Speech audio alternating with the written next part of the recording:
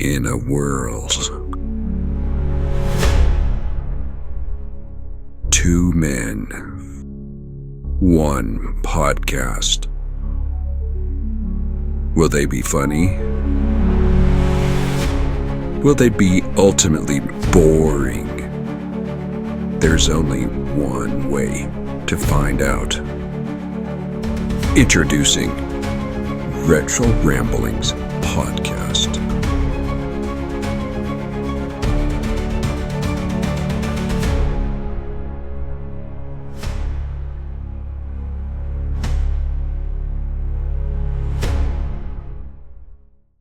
See that? Back again. Hello, sir.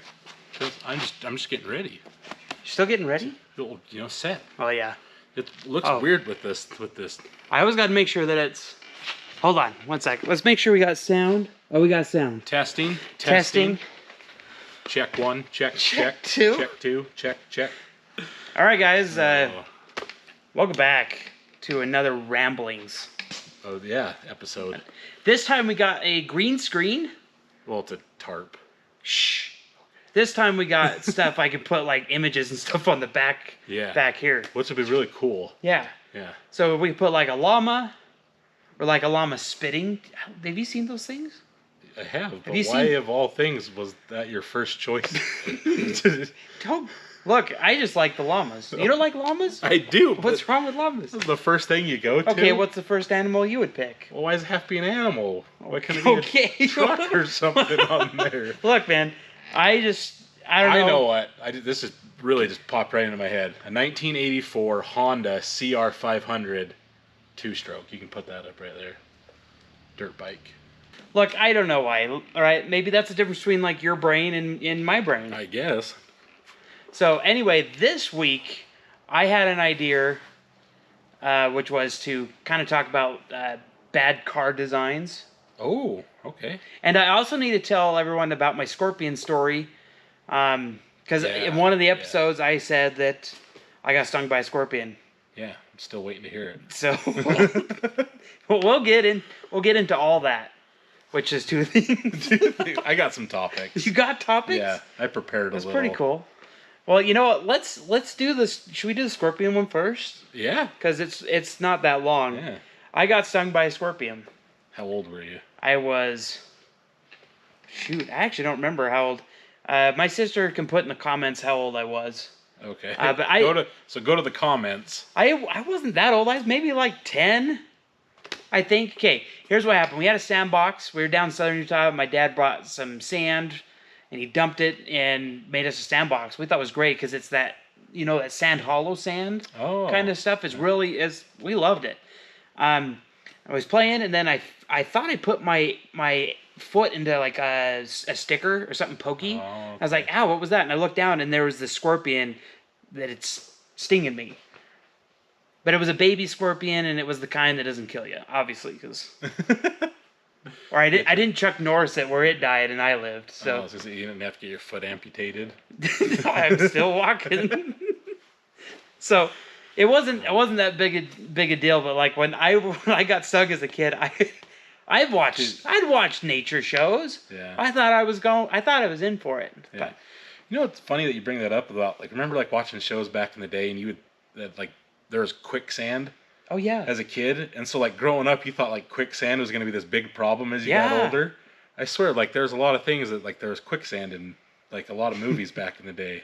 It just took you. It just took you. I thought it was as you grow up, you're this is going to be a real problem as I get older. But quicksand isn't really a problem. No. It's true. Yeah. Anyways, get stung by a scorpion. Yeah, and what's funny is my sister, your wife. Yeah. Didn't care. She's like, whatever, let's catch it. Let's catch it. She's like, sure, Colt's in there dying. I gotta have this. So they went and caught it. Put it in a shoebox.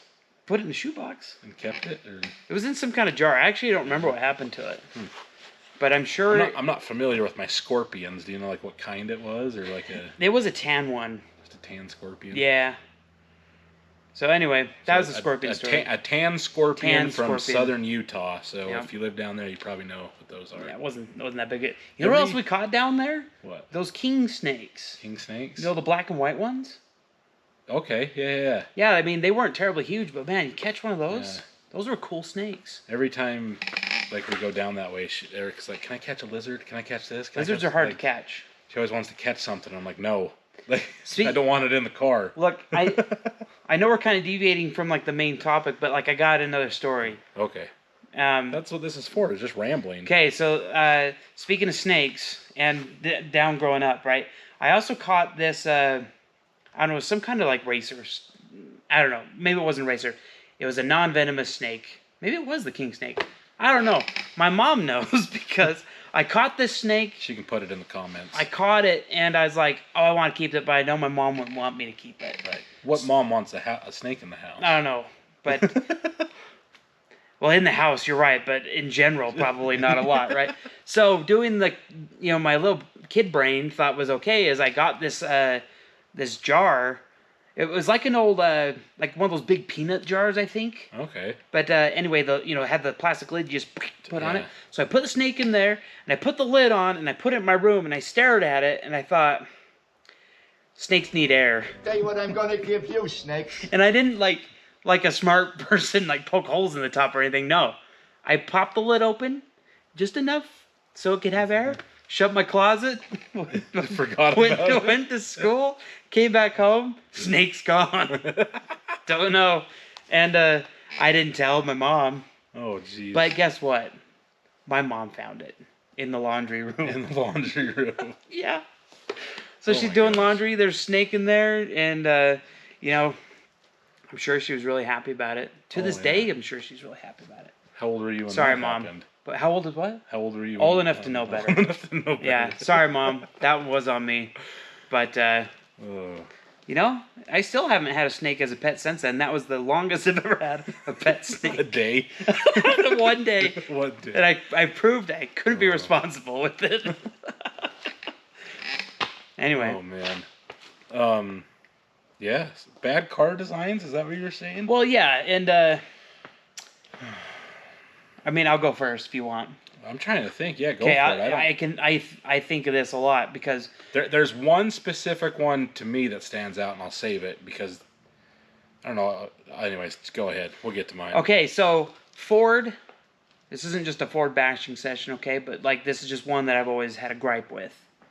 So Ford, in their trucks, they like to like push that engine way far underneath there, underneath the cowl and the cab and everything. So, and they designed it, I feel like, to where all the parts in the back underneath there break. It's like all these important parts, like They put them all back there. like the farthest spark plug in the back, and the farthest coil in the back, and the thing that leaks in the back, and the EGR, whatever's in the back, Yeah. is what breaks, and you have to like put your arm under there and try to feel for it, and there's like no room. No room to get back there. Yeah, bad design. Yeah. Whereas back in the day, you could like literally crawl into the hole Yeah, I under the hood. like and an get old Chevy everything. square body. Yeah. Yeah. So that's one gripe I have. Another bad design coming from Ford is the spark plugs Yeah. and a lot of things. Yeah. They're a pain in the butt to get to. Yeah, they're it's not the best. Yeah. Even on, it was an older one, but my Ford Ranger. Yeah? I don't remember which one it was. The but Danger dude, Ranger? It was like, there was just one. The rest I could kind of get to really, some were like super easy. One were not too bad, just had to move a few things, but it was like, there was one where it literally took me like forever just to get to that one. Just to get to it? Yeah. Well, now it's time to move on to Nissan. Nissan. The Altima. Now look, if you guys have a Nissan and you love it, then I'm happy for It you. was made for you. I just don't like Nissan. I can't share that same opinion, unfortunately. I had several Nissans. I had one that was excellent, and I had one that was bad, and that made me hate Nissans. Yeah. Was it an Altima? It was an Altima. My sister and brother-in-law had an Altima, and they had it for a while. It ran pretty good for the first couple years they had it, and then like the transmission in that thing just That's exactly what happened to mine. yeah. I can't remember, but they said like after it usually hits around a certain, they just go. Yeah, 143,000. Yeah. That was the magic number. Yeah.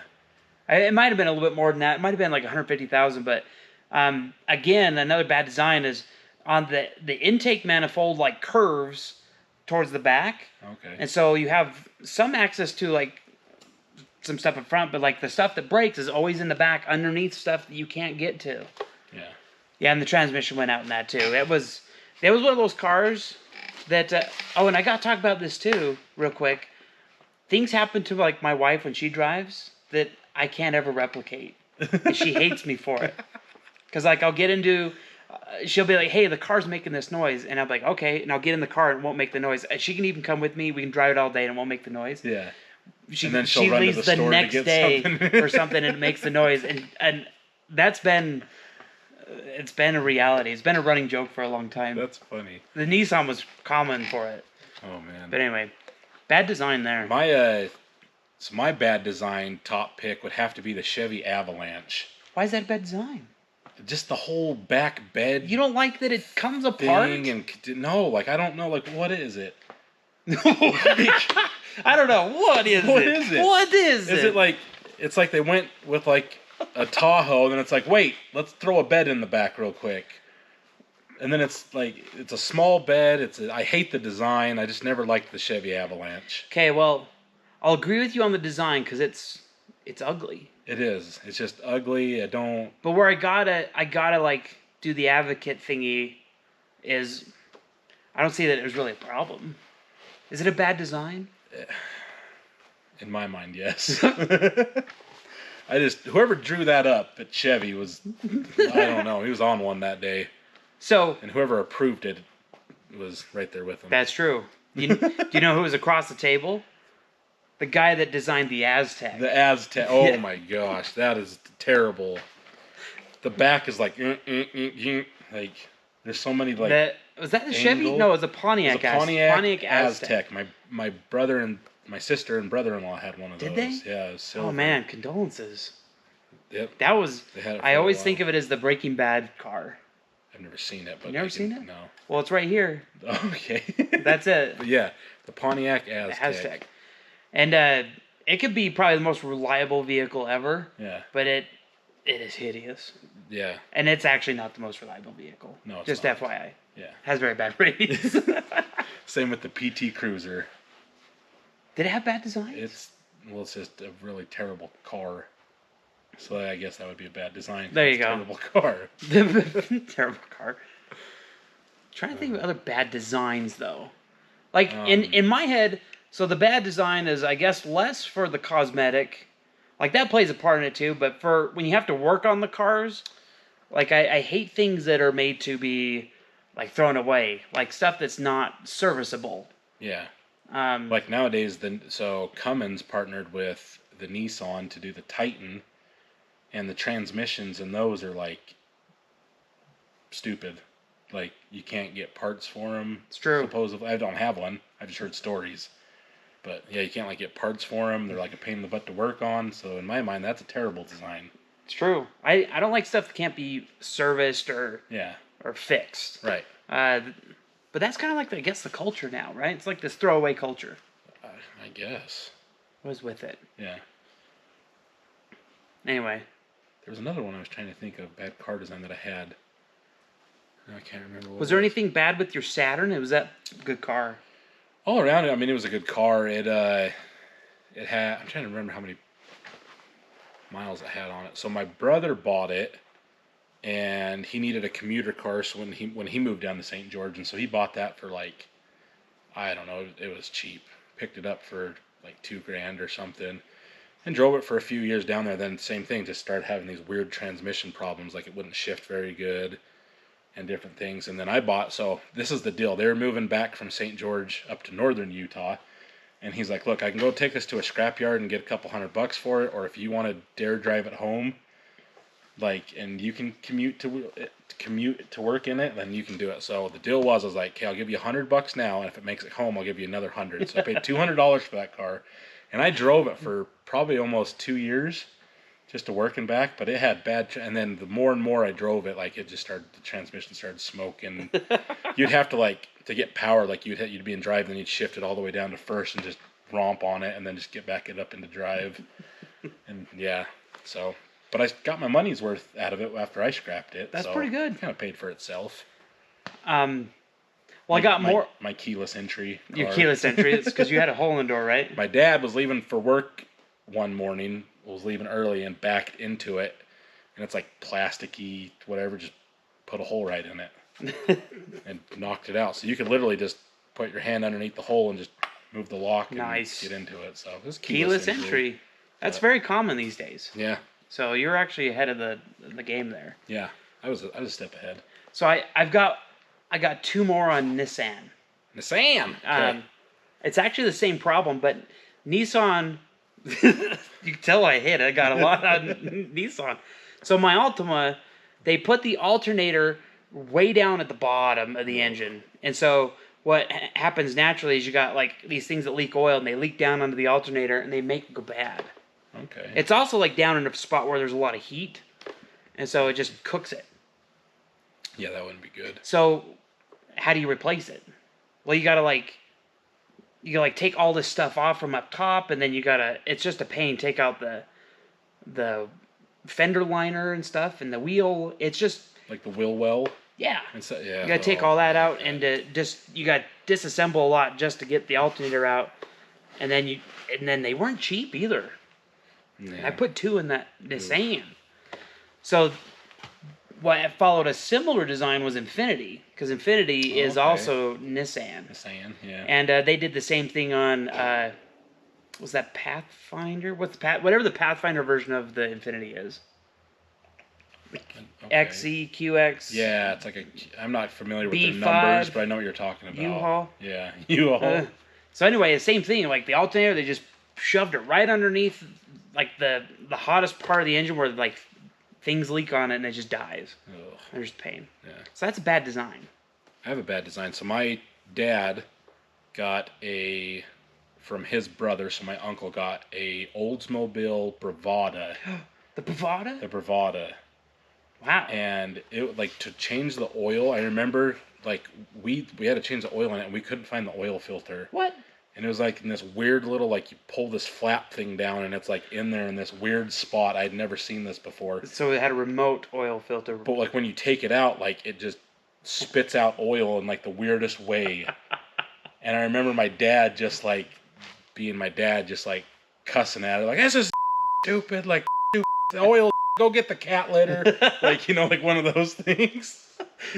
Dude, that actually reminds me of my Durango, which I actually loved. Oh, we had a Durango. I love that thing. So I had a 203 Durango. Okay. Ours was a 2000, and it had the 5.2 liter V8. So mine had the 4.7, which is commonly known as like the bad engine. Yeah. But I had no problems with it, luckily. V8. Did yours have the third row seating or no? No. Okay. But at the time I didn't need it. I actually don't need it right now, but like yeah. I love that. I love that thing so much. It was great. But here's what's funny. The oil was a very similar situation where they had so what manufacturers do is the oil filter normally like will screw onto the side of the engine, but if it won't work, they move it and they may have a remote, kind of like what we're doing on the our Chevy here. Okay. We got the remote oil filter, right? And it's on hoses or pipes. We'll put it in a good spot though. Yeah, we will. We'll make it so it's like right over the hot exhaust when you need to change the oil. We won't. But anyway, when you undo that oil filter, like it runs down onto the skid plate under there, and you can't do anything, and then it just runs all over. Yeah. I could not have a clean oil change with that. So this is the worst. It was this is the worst. But I love that thing. Here's what's kind of funny. It's also a bad design in that Durango. So the blower motor, when you turn your little switch from like low to high and off? Yeah. So that runs through what's called it's a bunch of resistors. I can't remember the official name, but when you turn it on like 1, you're actually running the electricity through a resistor, and it gets hot. Okay. And you click it on 2, and it's less resistance, and then high is like full on to the battery, like full juice. Oh, jeez. Right? Yeah. So the problem was like in the Dodge, for some reason it was all mechanical, and it didn't cool or they didn't insulate it well enough, so it commonly melted the plug. Oh. And so what I ended up doing is I took the plug apart and I just hot wired it all together. But the problem was it even melted my wires, and so it was tucked down into to the side. So the fan would be going in the winter and then it'd stop. And then I told my wife, I was like, just kick it. And so she would like kick the floor and then the fan would come back on. And she always thought it was so janky and unsafe. But like, I'm like, hey, but it works. It's just, I thought it was quirky. Yeah. Just one of those things where it's like, you just kind of got to do what you got to do to get your car to... But like the actual resistors were fine. It just got so flippin' hot it melted the plug. This is so stupid. Oh man. So that was a legit bad design. Yeah. You know, Dodge. I think they did a few of those things. The dashes would all crack in those. Yeah. Oh, especially the second gens. Yeah. Dodge trucks. Yeah. But like I said, the engine that I had was notorious for being terrible, but I luckily had no problems with it. That's good. Yeah. Yeah. So how many miles did you have on yours? Do you remember? It was lower than normal. It was like 130,000. Okay. Yeah. I actually can't remember. I don't remember how many we had when my parents... We had it for a number of years. And then it got up into the 220s, I think, 230s maybe on miles before it crapped out. But it's pretty good. Yeah. It was save that. Good rig. We should do another one where we talk about the longest miles or highest miles cars we know. We know. That'd be the next one. The next podcast. The next podcast. Okay. Yeah, save it. Okay. Like personally know or have heard stories of or who cares? It could be anecdotal. Yeah. Okay. I got anecdotal and personal. Well, because I know there's a few trucks that you know of that have quite a few. Sure. Yeah. Yeah. But then there's some people out there like that's nothing. Yeah. I mean, I guess it's technically international, but we could dive into the diesel, some bad designs. Yeah. So we start out with the Duramax. We'll hit them all. Oh, okay. Yeah, go for it. So Duramax on the front of their cranks. I learned this from Dave actually. Okay. From Dave's Auto. On the harmonic balancer, they just have these two little pins, and they tend to shear, and that harmonic balancer will spin, and it causes all sorts of problems. Oh. And so when they rebuild it, they actually cut a keyway, and to fix the crank, they put a keyway in there, and that keeps the harmonic balancer, keeps everything on there. Because what also happens is the timing gear is on one of those pins, and after a while, they break, they spin, so your timing's off. Gotcha. It just won't start, and sometimes it gets off so much that you can actually hit valves and total catastrophe. Ugh. That sounds like a nightmare. Yeah, I mean Cummins, they've had the killer dowel pin. You've heard of that? Where this little dowel will work its way out and just go down into the gears of the engine, and that ruins an engine. Game over. No more. But you can take it out though, right? They have a fix for it where I think you put like some Loctite and a bolt in there or something. And then you're good to go. And you take care of it. Yeah. And then that one pin. Ford's perfect. Yeah. Ford. So the 6.0 had lots of problems. Yeah. That could be its own podcast. The 6 blow. It was so I actually rebuilt one of those. Did you? Yeah. Yeah. It was fun. I'm sorry. You're sorry. I thought it was kind of cool because like you take it apart and like there's a lot of beefy parts in a diesel. Yeah. It burned a hole in the injector, so the injector goes bad. Now the Power Strokes, like the 6.0, what it used is in the injector was like about this big, and so at the top of the injector, oil would run into it, high pressure oil. So you have engine oil, right, and it circulates as a low pressure for lubrication, and then you have another oil pump that does high pressure oil on top, and then you have fuel in the next one, and then you have a solenoid, and it uses oil to push the fuel in. Oh my gosh. It's called HEI. HEI. Hydraulic engine something ignition. So Caterpillar designed it so they use oil and it hydraulically actuates and shoves the fuel down the injector. And so there's no so instead of having like a mechanical like arm push it in or a mechanical pump. Yeah. It's like Cummins for example, like a mechanical pump has like a cam in there, and as it comes around it like pushes the diesel out. Gotcha. So anyway, there's a lot going on in the Power Strokes. Yeah. So if you get So what I've always heard, like if you're gonna buy a Power Stroke, either do a 7.3 Classic. or go newer with the 6.7. Don't do just skip over the 6.0s and the 6.4s. Well, it depends on the year of 6.7 too, because the early ones had Yeah. some problems. But the 6.0, they've got tons of they have tons of things to do to make it good. Yeah. But my approach is I don't want to buy a truck that I have to put money into to make good. Yeah, I just want like to buy when one. people try to bulletproof them. Yeah, the bulletproofing, and Yeah. some people swear by that, and I'm sure it's a lot better. But what really kills them is that EGR stuff. But Yeah. if you have bad or contaminated oil, it doesn't want to run. If you got bad fuel, your injector goes bad. They're commonly prone to blow out head gaskets. Yep. So the 6.4 was also terrible. Yeah. Sorry, no offense. If you got both of these trucks and you love them, I'm so happy that they work for you. See, that's crazy too, because some people it's like that have them. It's like doesn't go at all, or some of them go like 500,000 miles. It's nuts. And some of them, some people I know, like the one I rebuilt, they actually took pretty good care of the truck. Yeah. It had 60,000 miles. Oh wow. And then it blew a hole in the piston. Yeah. So it sometimes you just get. I mean, they're machines. They're not immune to coming apart sometimes. Yeah. You know? So anyway, that's the bad design on the 6.0 is the EGR was the number one killer. Second one is the head bolts and the gaskets. Head gasket. Those commonly would blow up. There's a few other things, but those were the two. The 6.4 I think just had some other problems. Bad designs. Is there any other bad car designs you can think of? Well, yes, actually, I can. Now that we're getting, Yeah. now that we're you're going right getting in. warmed So up. I don't like. Now I guess it depends because some of these work okay, but plastic intake manifolds Oh. and plastic induction parts. Yeah. Um, Anything plastic is. well, a lot of heat, a lot of you warm it up, you get it hot. You got winters, you got summers, and it's just a lot of expansion contraction. Yeah.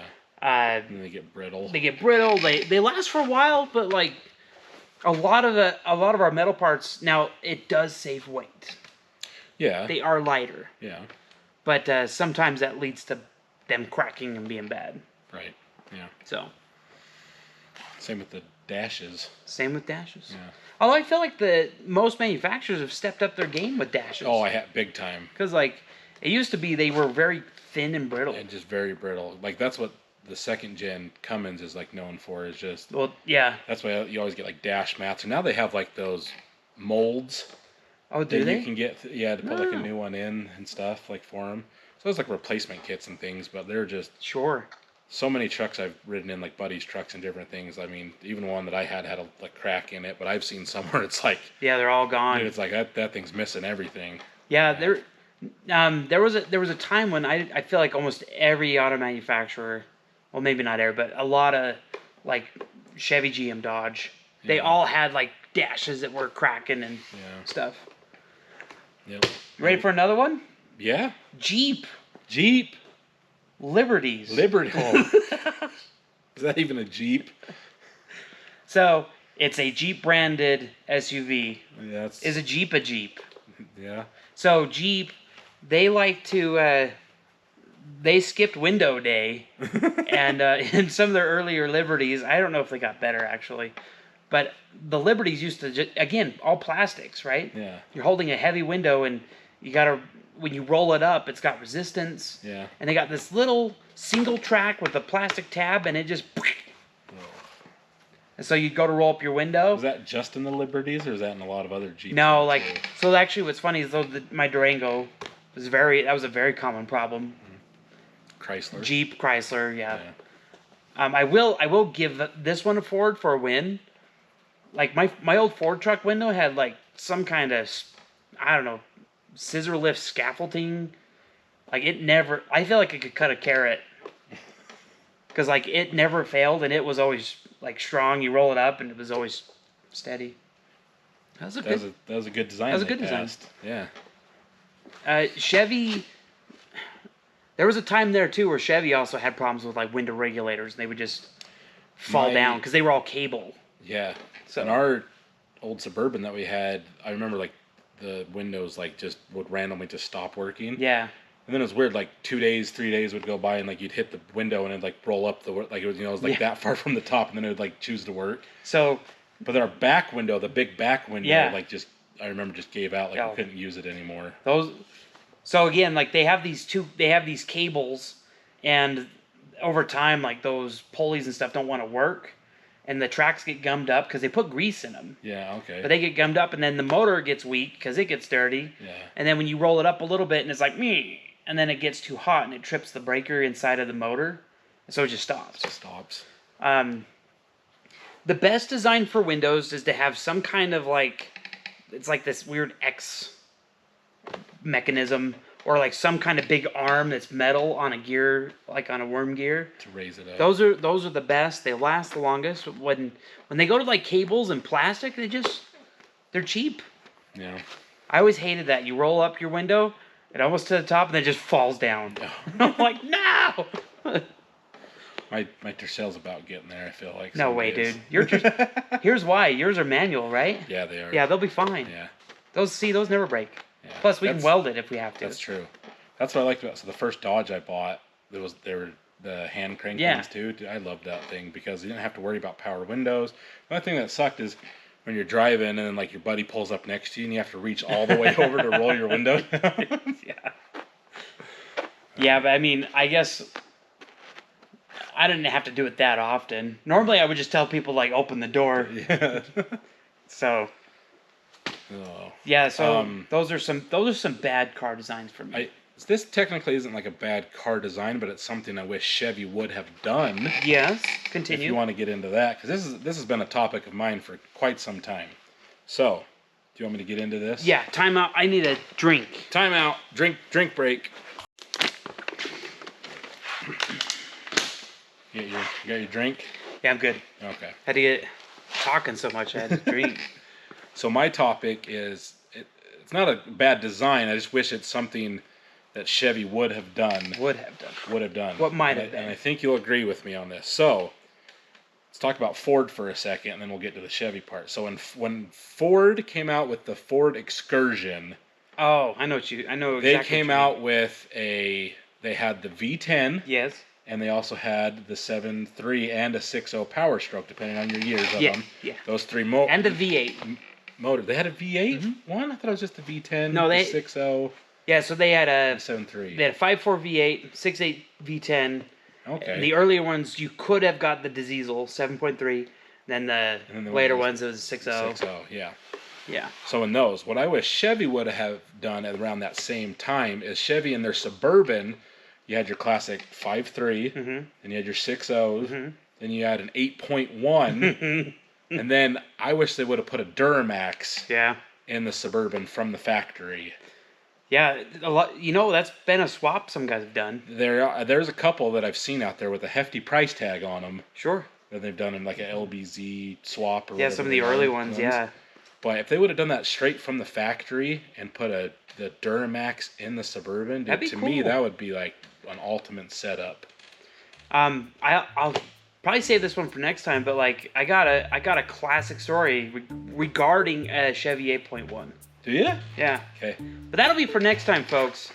Thanks for hanging out with us. I don't know why you're here. We are just rambling, so it's good to ramble. Yeah, it's good to ramble. If you like to listen, props to you.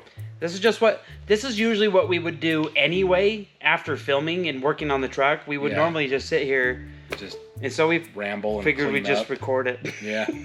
So, anyway, we'll catch you on the next one. Thanks for watching. We'll see you next time.